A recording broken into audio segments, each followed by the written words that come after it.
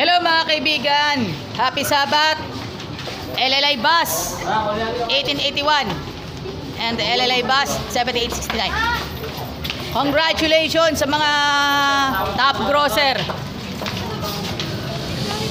Also including kay Kuya Arnold Luna, kay Jerome Valdez, at syempre, at mga achievers, kabilang na po si Mark Joseph Pernia, si Kuya Alan Lozada, also as well kay Ana Macy. Yan.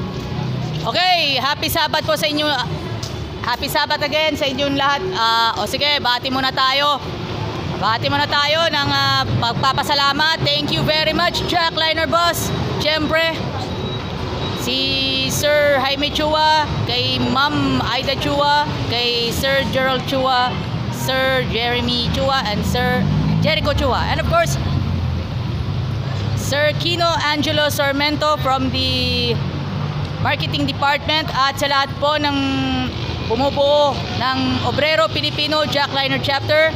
And of course, kay Ma'am Cathy Flores, kay Kuya Mero Olonsagay, and of course, Kuya Joseph Ebalde, and Kuya Sunny Marasigan. And of course, shoutout muna tayo sa mga attendance present, sa mga attendance ng San Rafael Seventh-day Adventist Church. Eto na, mabuhay po kayo. Ayan.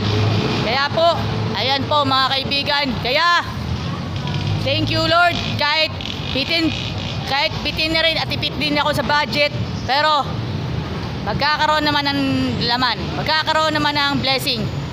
And so for mga kaibigan po, ito mga kaibigan, isang malaking shoutout sa lahat, isang malaking shoutout din po sa AY. Okay. At ngayon po mga kaibigan, yun mga kaibigan, I-announce ko na, ongoing na po ang P2P ng Jack Liner.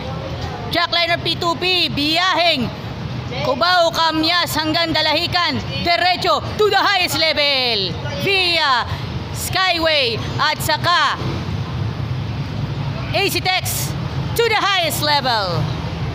Radyo na, TV pa, kortesiya na, disiplina pa. Alagang Jack, alam na dis. Ako pala si Joy Ann Montilla. Nandito po ako sa San Rafael Seventh-day Adventist Church. Happy Sabat sa inyong lahat. Happy Sabat, radyo na, TV pa, kortesiya na, disiplina pa. Alagang Jack, alam na dis. Yahoo!